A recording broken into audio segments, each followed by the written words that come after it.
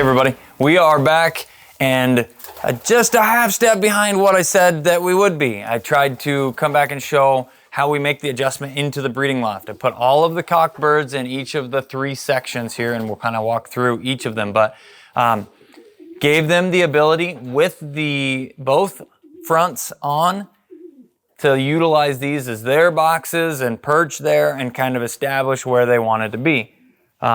After they had an established box, to kind of make that process a little bit easier, I put their hens in their boxes, okay? Gave them a day or 2 that way. They kind of get to know each other a little bit. Then I put them all in together, and I have left them together until they've basically laid their first egg, which we have eggs, and these guys have eggs, but that's a very young cockbird that I want to make sure that he's actually getting them fertilized and something fishy doesn't happen, which can sometimes this would be considered loft breeding instead of individual cages. Now, these guys up here sitting, you can see a little bit of hay in here. Typically, we just throw a small amount on the ground. It makes a giant mess. I just swept everything up today, but throw new hay on a regular basis. So they are all doing their thing. Let's go ahead and move this way. One of the hard parts about starting the early part of the breeding season is it's cold, so we have to use the water heaters down here. But then when they're individually caged, I have to provide them water, and depending on how cold it is, then dump the water every single day. So it adds an extra step of providing water and dumping. But each section also has a sheet here to show each individual box and the pair to help Sam, who is a huge help in this process, helping me take care of these racing birds. So that she and I can kind of keep track of what's at. So we're in section number 2 now. We've got still 2 birds here that haven't laid. This hen up here is really, really close to laying, and everybody else is pretty much laid. This hen down here is really close to laying. She's usually quick, so I don't know what's going on now, but she looks like any second now could pop an egg out. Again, her sheet there. And then as we move into the last loft, they're actually, last section, excuse me, they're the furthest along,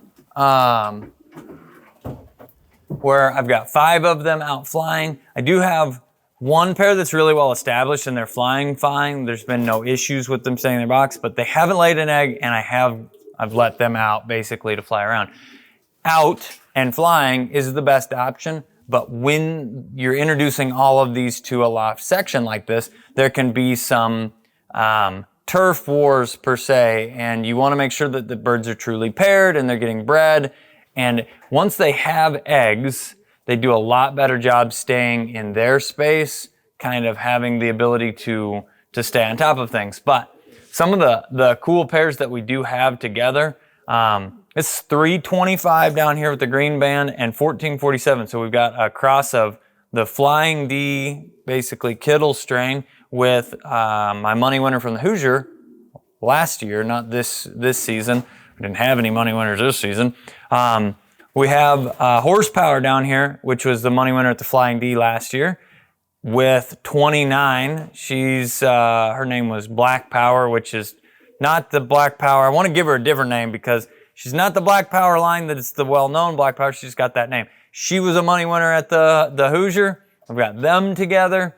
We have kind of a new tryout here on 23. 23 is who produced the only money winner that I've had this year. We have the Dark Horse Cock and a Gabby bird. This is kind of a tryout breeding, but he's line bred, and this will be a good outcross on a really strong line of pigeons.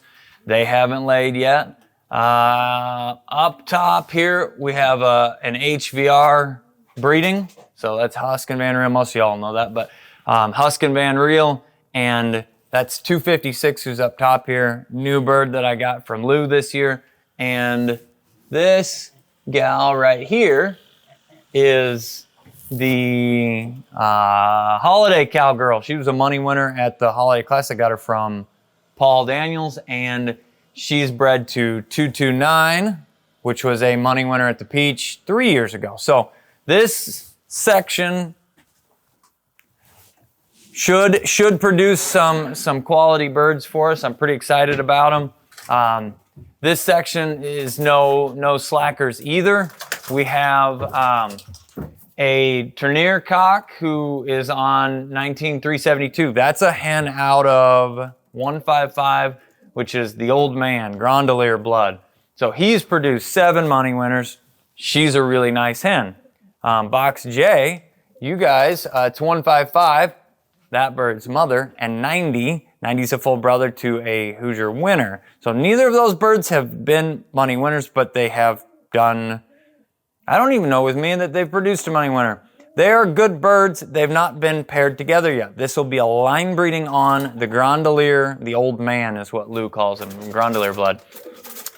37, top bird for us, Gabby blood. She's bred to 343, which is a Sylvan cock, and that Sylvan Gabby cross usually goes well together. Down here we have Belle and Peter, this box. Those are both money winners for me from not last year, from last year. Yeah, so 51563 and 51580. So, and then up top we have a tryout hen with 213, which is a Gabby bird, and he's produced money winners, and like I said, she's new. She is ready to lay that egg any second as well. And then coming back full circle here, we are in the first section, and this section is more of the tryout section all the way around. We have, hello babies, we have Black Power, which is Hardy Kruger's Black Power blood crossed with Kittle. It's an import hen from the Netherlands, excuse me. Then we have up top here, these guys are still tied up together. This is the money winner and top second average speed bird from the Breeders' Fall Classic last year. Really nice bird out of 78, which is this hen down here at the bottom, but he is being bred to the Casino Diva. It's another hen from the Flying D.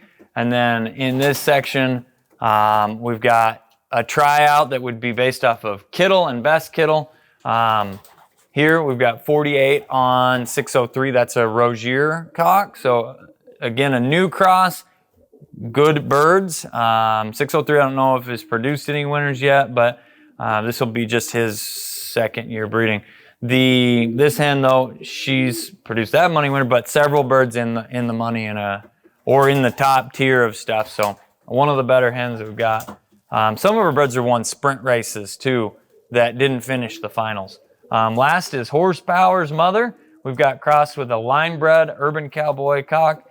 This is the one where he's young. I want to make sure he's got the opportunity to figure stuff out. So kind of fun. We're in full swing of things here.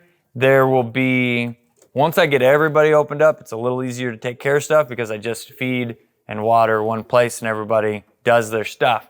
We're at the very tail end of making sure they're paired up.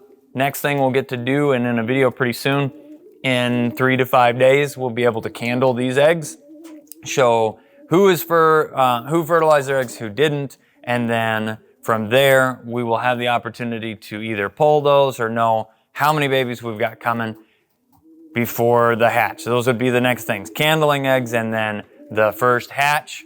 We'll show all those processes as we go. Thanks for tuning in. Just a quick update on the breeding process, how things are looking so far.